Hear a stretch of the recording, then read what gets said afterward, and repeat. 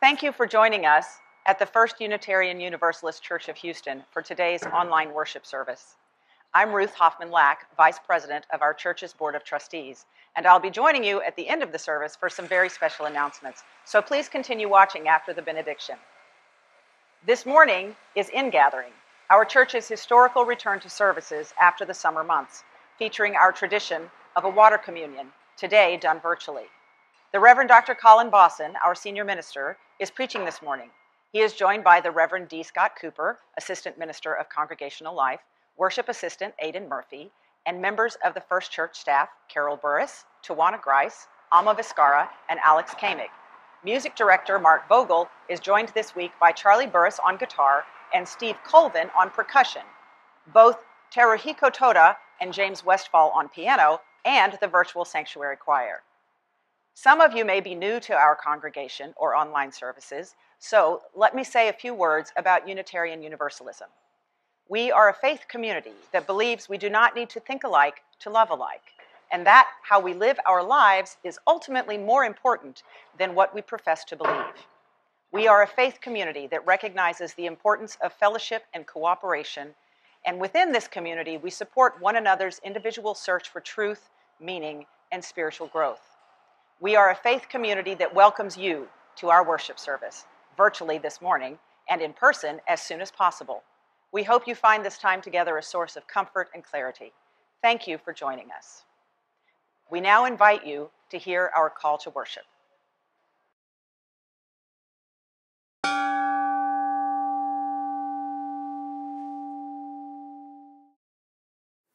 We gather this morning at the start of our liturgical year. Despite the fact that we are gathering virtually from separate homes and separate places, we mingle our waters virtually. We join together in a community of radical joy and acceptance.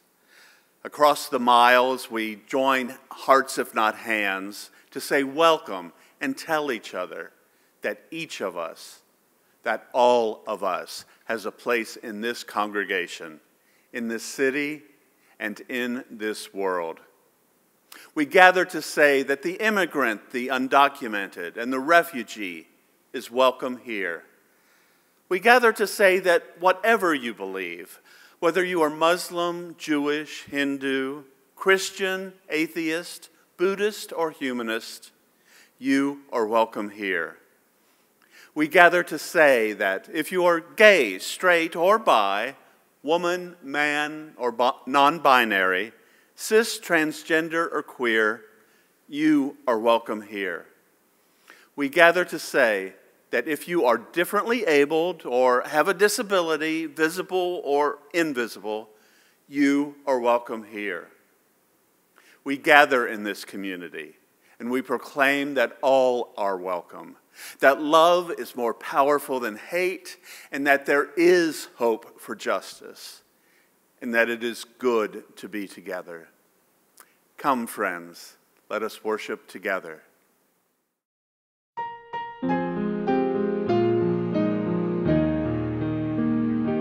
Celebremos compartiendo nuestras vidas, encendiendo esta luz.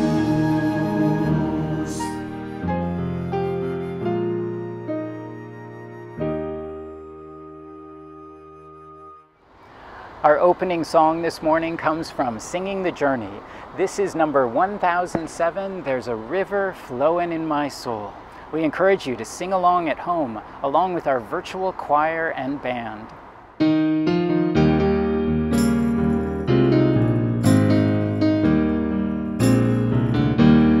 There's a river flowing in my soul.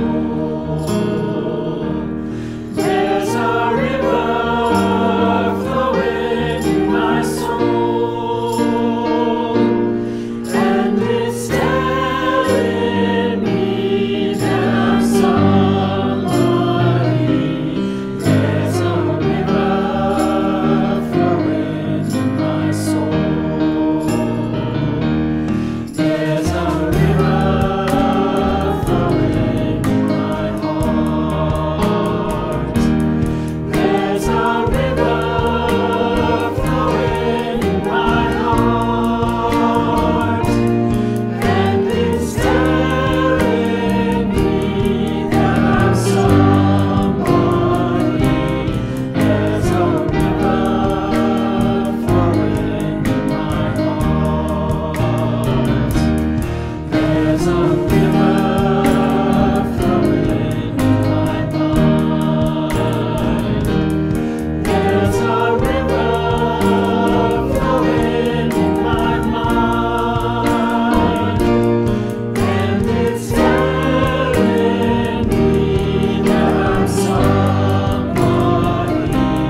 There's a river flowing in my mind. There's a river flowing in my soul. There's a river flowing in my soul, and it's telling me that I'm somebody. There's a river flowing in my soul. There's a river flowing. There's a river flowing. There's a river flowing. There's a river flowing. There's a river flowing. There's a river flowing. There's a river flowing in my soul.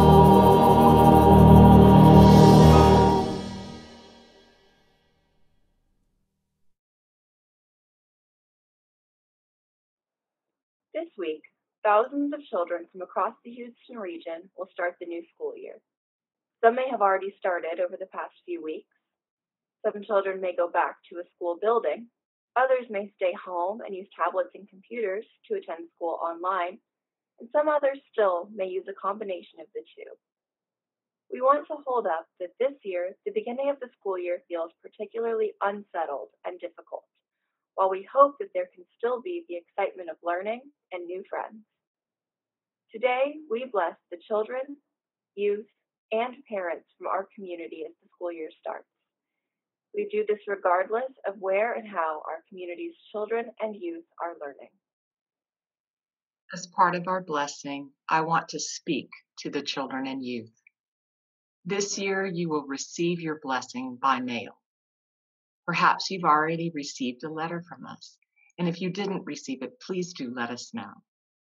Tucked inside the letter is a sticker for you with the symbol of our faith, the flaming chalice. The chalice represents both our Unitarian Universalist faith and the light of truth. Many of you have lit the chalice in our sanctuary with your families and sung the words that we all sing together on Sunday morning. We have sent this chalice to you because we want you to know that you are loved by your church community.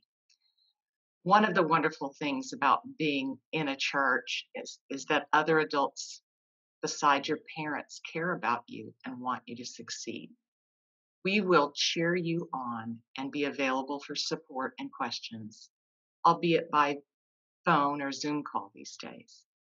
And we hope you know that your church community is working for a better world for you and your future and the future of all. The chalice symbolizes the light of truth. And in school, we want you to learn and grow so that you can be thoughtful, wise, and knowledgeable. Seeking truth is at the core of our Unitarian Universalist faith. And finally, we want you to have a safe and peaceful year. We want school to be a place where you can learn and grow without having to worry about harm, which during the time of the coronavirus has become very difficult. So when you receive your chalice sticker, we hope you will put it somewhere that you can see each day as a reminder of your church community, knowing that you are important to us and very much loved. And now I want to speak to our parents too. We bless you as you endeavor on a path that challenges and tests beyond the reserves and energy possible for any person. May you find moments for self-care and rest. May you reach out for the support that you need. And may you also feel the love and gratitude and blessing from your church community.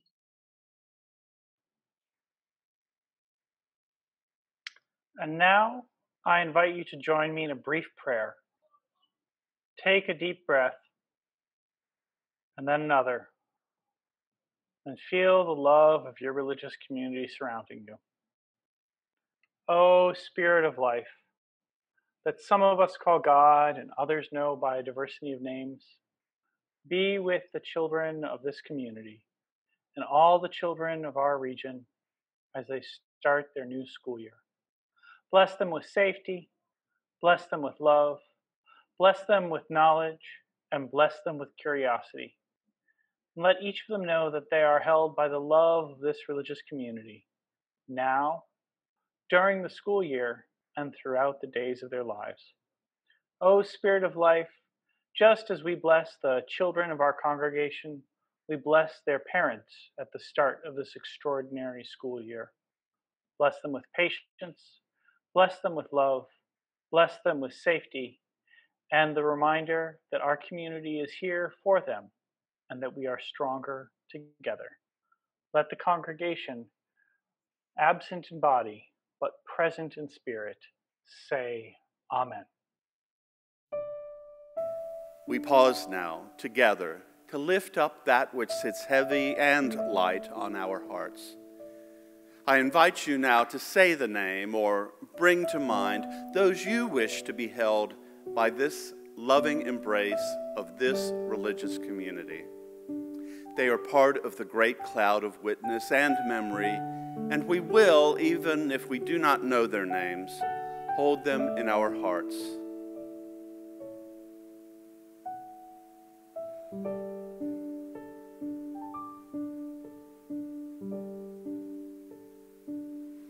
In this great cloud of witness and memory, amid this beloved community, we hear these names and hold them in our hearts.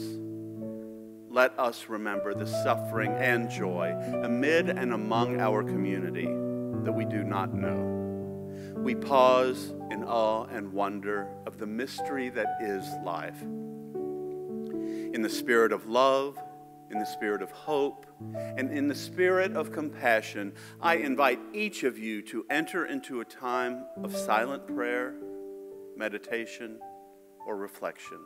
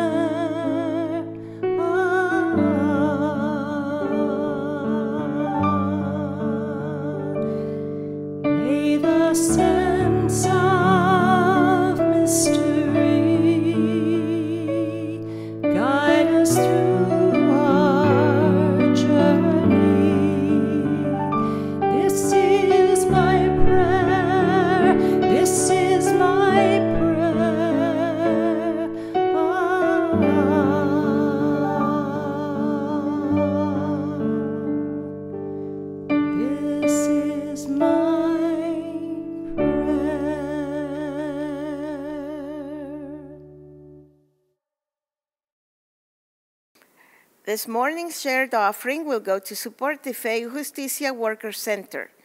The Faith and Justice Worker Center exists because of the belief that everyone should have a safe and healthy workplace and the belief in working class people's collective power to create change.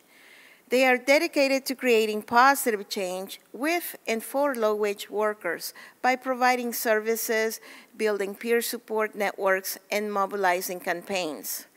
Our regular Sunday morning offering collection invites us to weave a tapestry of love and action.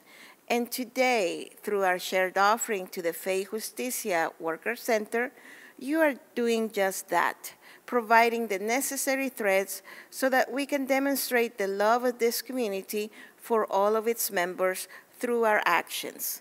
And so, I would like to ask you to give generously. An offering will now gratefully be received.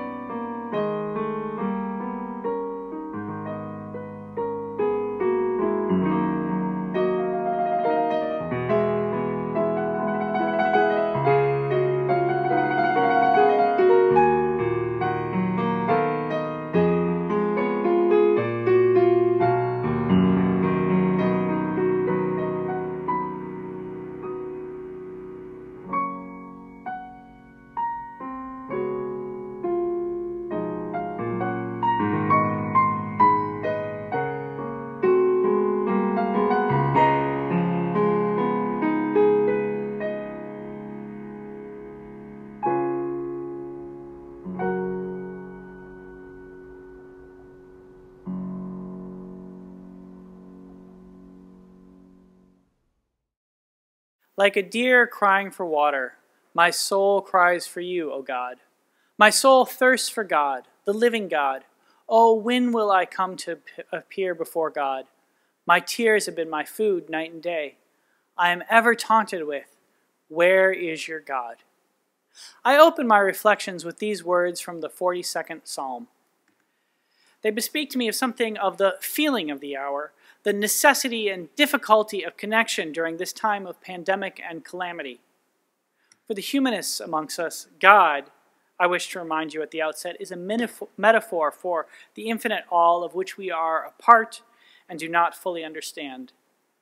Depending upon our perspective, we might name that infinite all in humanist terms and call it the universe, or pick theistic ones and describe it as the divine.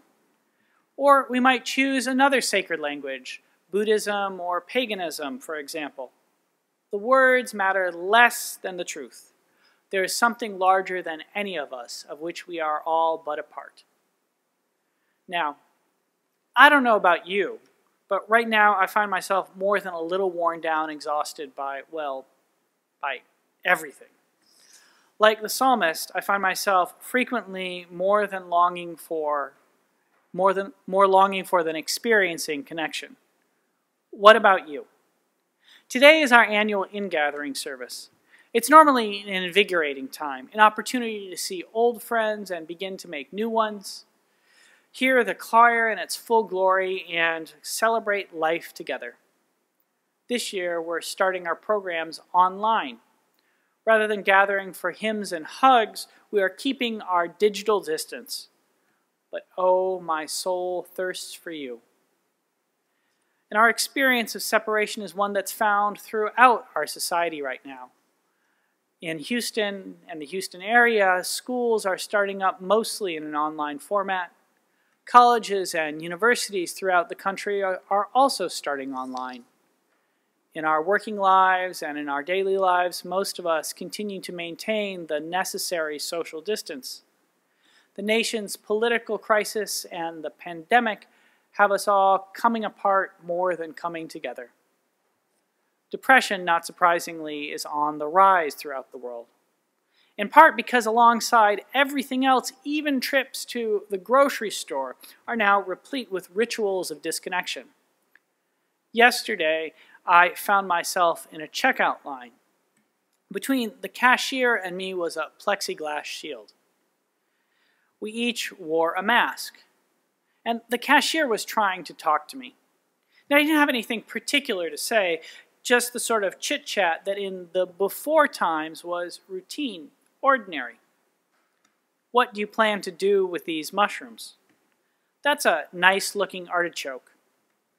I think that you'll like this bottle of wine. Have you had that brand of tinned fish before? We just started carrying it, and it's pretty good. The thing was, between the mask and the plexiglass, I could not understand a single word that he was saying. We both grew increasingly frustrated. A routine interaction, something that often leaves me feeling more connected, became an instance of disconnection, a source of frustration, a reminder of the difficulty of the hour. Has this happened to you? Is it happening to you today as we participate together in an online ingathering? Or throughout the week as you move through your daily routine? The situation is exhausting. Why so downcast, my soul? Why disquieted within me? The ancient psalmist continues. At such moments of collective exhaustion, it is the function of religious communities like ours to attempt to foster a sense of connection that might help us all make it through. In our Unitarian Universalist tradition, this sense of connection is not found by reaching out for salvation in some ethereal hereafter. It is to be discovered in what I have called in the past the resurrection of the living, that sense of waking up to the glories of the world. The resurrection of the living, a recognition that we are all part and parcel of each other. We are all connected to each other biologically, to the earth chemically, to the rest of the universe atomically, the astrophysicist Neil deGrasse Tyson tells us. The resurrection of the living, an admission that even in these difficult hours, our lives are suffused with miracles. The naturalist Lauren Isley defines a miracle as something that suddenly appears and then disappears within the natural order. Such a definition, Isley admits, includes each individual person. Within the great span of cosmic time, we are bundles of energy, and atoms spark in and out of existence like fireflies blinking at night. And yet we, miracles, are each connected to each other and to the all across the stretches of time and space through the immutable laws of physics, the universal sum of matter neither being created nor destroyed. Like a deer crying for water, my soul cries for you, my God. Our need for connection is fundamental. It's like the cooling drink of water, necessary for our lives to continue. On this Ingathering Sunday, as we commence our program year, the question of how to find it and how to remain connected to each other, how to quench our thirst, seems particularly important. Now, I could simply direct you to our many online programs. We have discussion and reading groups and opportunities for meditation and religious education. The choir is starting back up, albeit in virtual form. And I know that these help. Somewhere between 150 and 200 of you participate in each of them every week. Like viewing our online services, taking part in such groups is part of our practice of virtual gathering. Such a practice, Unitarian Universalist Association President Susan Frederick Gray has recently observed, reminds us, no matter the distance of our enduring connections, helps us feel the ways that we are held by and lifted up in beloved community. But I also know that however connected you feel to this church, our congregation, and our ministries through our online programs, that sense of connection is not enough to replace the feeling of community that came from gathering in person. And so I want to suggest a spiritual practice that might help you feel more connected, not to this church, but to the all that is. A spiritual practice suggested by the central ritual of today's service, our annual water celebration. It's a simple spiritual practice, mindfully drinking water. It's based in the wisdom that our relationships extend beyond the human.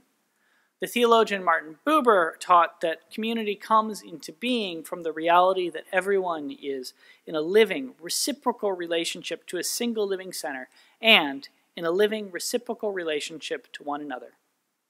like a deer crying for water, my soul cries for you, O God. The psalmist uses water as a metaphor for the divine.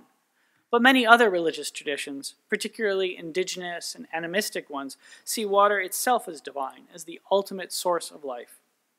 One of the slogans of the water protectors at Standing Rock a few years ago was, "Water is life." Speaking of the Missouri River, threatened by the placement of an oil pipeline, one of them said, a woman named Brave Bull Adler, "Our people are in that water."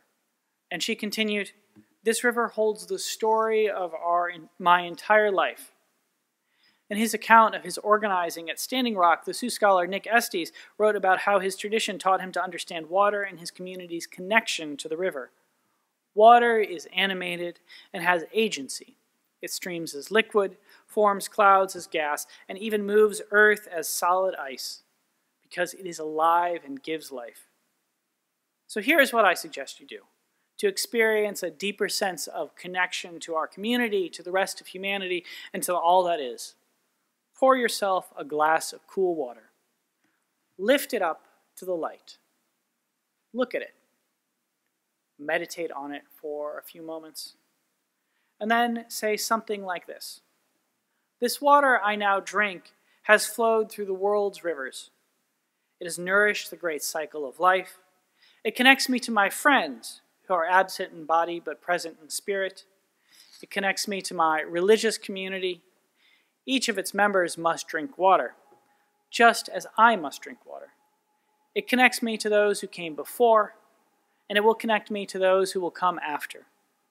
It connects me to the all of life, and even the vast cathedral of the universe itself. When I drink it, I am not alone. And then take a sip of water. The connection we long for is never really missing. It just can be sometimes challenging to wake ourselves up to it. A simple ritual like drinking water and toasting absent friends might stir up that sense of connection. So might the admission that when we are in a grocery store or worrying over political discord or economic disruption, we remain part of the same shared larger narrative. We are connected in our frustrations, even if we are not connected in our values. That shared frustration that the cashier and I had in our difficulties communicating. We are connected in our dependence on the good earth, the starry firmament, the wetness of water, and the whisper of the wind. We are connected in our hopes, an end to the pandemic, peace and enough to survive upon. Watching this, though absent in body, you become part of the shared story of this congregation, the shared story of this region and this country, and the shared story of our human species. This year, as we gather, let us remember that our water celebration teaches us, year after year, we are part of a larger whole. This year, as we gather, let us recall the spiritual practice of drinking water and wake ourselves up to the experience of connection available to us every day, no matter how isolated we might feel. Why so downcast, my soul? Why disquieted within me? Have hope, celebrate, and remember that our connections to each other, our community, and the possibility of the resurrection of the living, waking up to the all that is, remain ever present. Amen, and blessed be.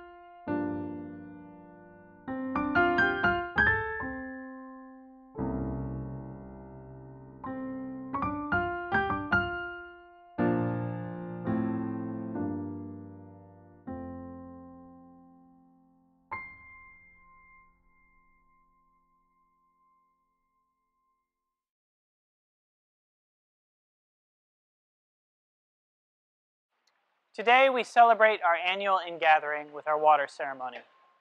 The ritual serves two purposes. The first is to remind us that no matter where we have been for the summer months, It is time for us to come together again and join in religious community. The second is to help us recall that we are all ultimately dependent. No matter where we go, we must have water.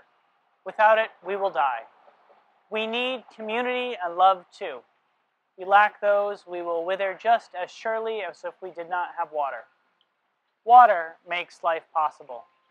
More precious than gold, more precious than oil, water encircles, encompasses, connects.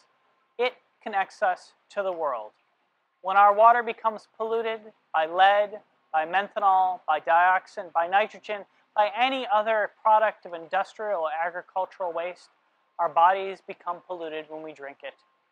Our connection to water should remind us that we are part of, dependent upon this planet, and not somehow separate from it.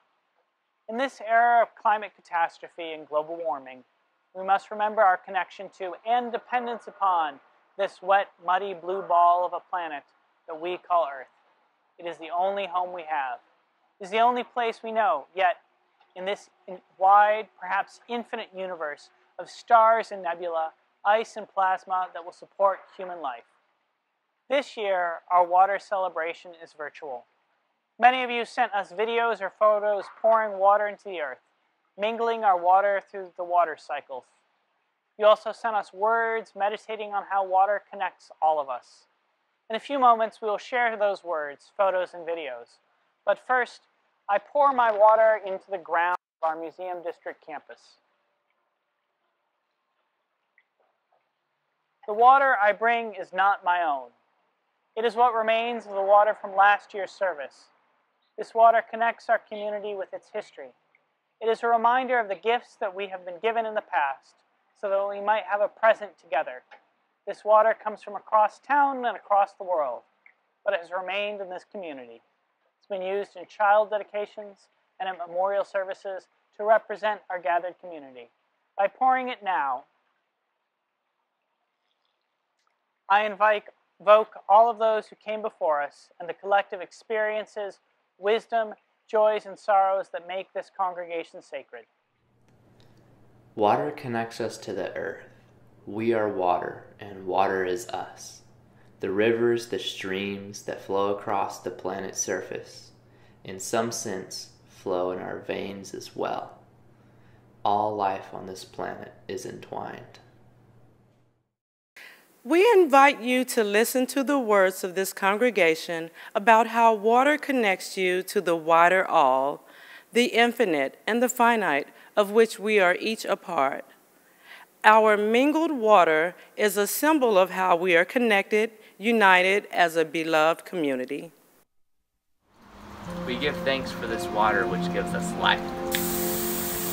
Water here connects me to the church garden and the privilege of being part of the garden team. Even in this time of quarantine, it continues to need our attention, reminding me that life has to go on. We are always connected.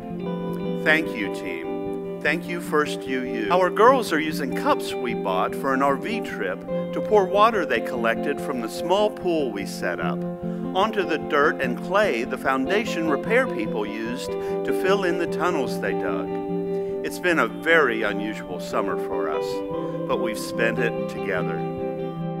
Without water, I would not be able to throw the Holliston chalices that I gift to the church. So the water is very important to me for that reason.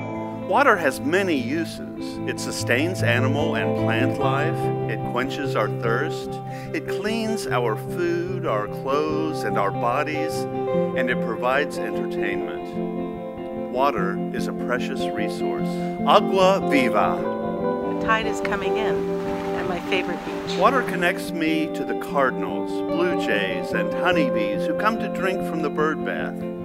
And watering my garden connects me to the one vegetable that I know of that flourishes in the deep summer heat, okra. Life is wet with possibilities, even surprise. The sounds of locusts before a welcome shower. The smell of wet pavement, the sparkle of liquid glass, quenching dry roots and brightening floorboards. The stray teardrops coming in from a walk with Pablo. The delicious quenching a dry root. Even the things we keep protected indoors stay connected to our greater world. A potted houseplant receives gifted water and returns it back to us through transpiration. Eventually, the water will reach the outside world once again. The water reminds us that no separation is permanent. We've really been enjoying collecting the rain and using it to water our garden. A simple pleasure. Water especially connects me to the oasis of our backyard.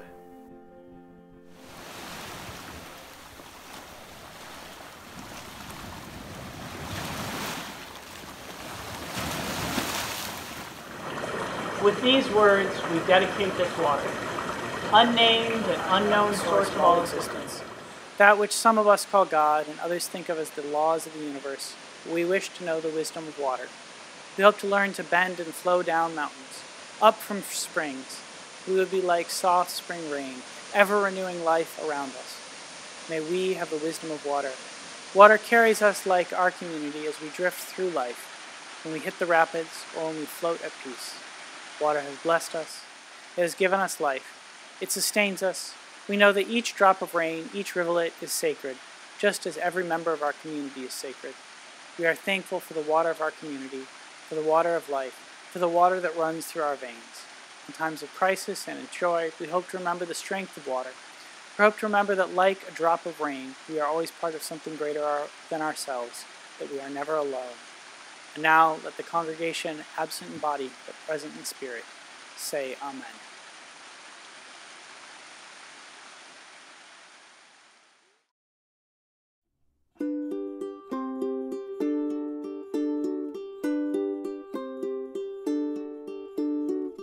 I hear a voice on the wind telling me to slow down. It says, sit a while in the shadows till the sun goes down, all the way down. I hear the darkness speak as colors leave the sky. It says, let me tell you a story as day turns to night, as the moon rises high.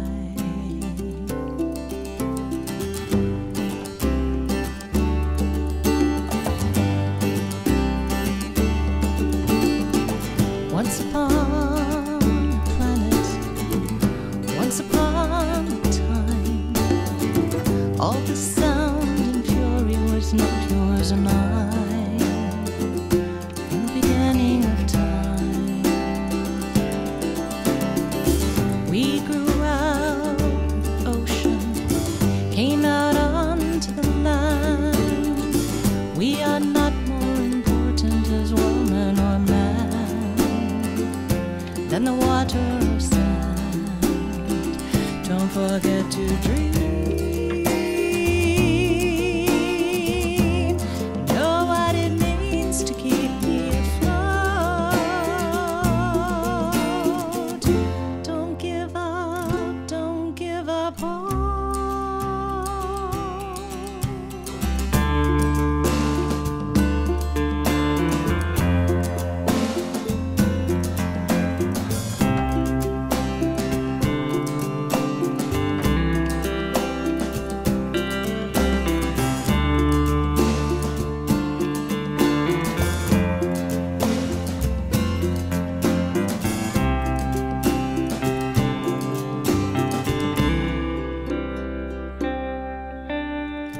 I hear a voice from the mountain, a song upon the wind. It's a message our ancient mothers are trying to send to help us to mend.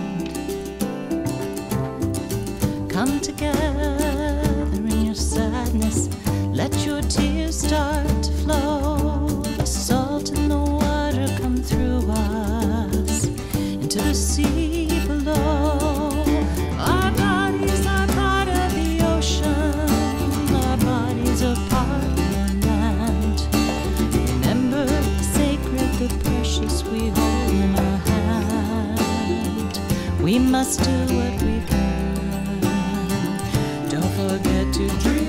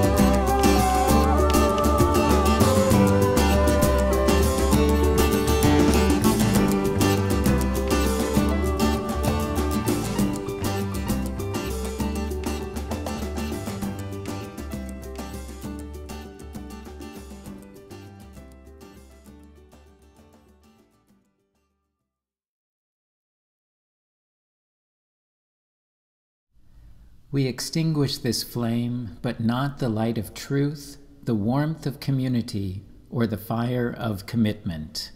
These we carry in our hearts until we are together again. We end this service with a simple prayer. May each sip of water we take wake us up to the most fundamental truth. We are all part of each other and each connected to the all that is. Go in peace, go in love. May our lives be a blessing. Amen. I hope you found our ingathering and water communion meaningful. Please return to your screens at 1 o'clock this afternoon for an important congregational meeting via Zoom with Kay Kreider, who will talk about a potential capital campaign to address the parking situation at the Museum District campus and needed improvements in our facilities in both locations. We are thrilled to announce that we have hired Karen Speer as our new voting justice organizer to work with the Texas Collaborative for UU the Vote through the first part of November. Hi, I'm Karen Speer, your new voting justice organizer. I'm excited to be working with you to get out the vote. You can reach me at votingjustice@firstuuhouston.org. The TMO Police Reform Justice Summit with Chief Acevedo and national leaders is Thursday at 7 o'clock via Zoom. The link to RSVP is tmohouston, all one word, .org/justice_summit.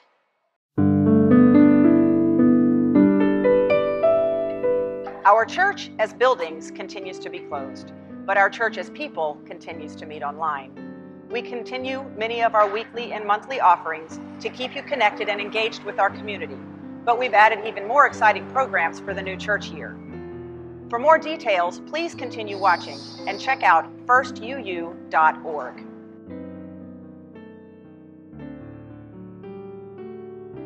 The Creative Writing Group meets today at 2. The group welcomes a full range of artistic expression, from the traditional to the experimental. Join Reverend Colin on Tuesday to discuss the book Begin Again, James Baldwin's America and its Urgent Lessons for Our Own. An exciting new series of workshops on healing racism begins Wednesday. Check firstuuhouston.org for the topics for each session. If you're interested in joining our church, meet us at 6 on Thursday for the Membership 101 class.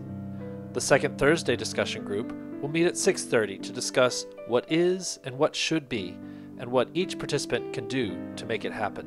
Visit tmohouston.org to RSVP for the Justice Summit at 7 on Thursday with Chief Acevedo and national leaders. Many of the topics for upcoming discussion groups are on our website, firstuuhouston.org/online-group-meetings. Visit there for more details and to sign up. And remember, all times shown are Central Daylight Time.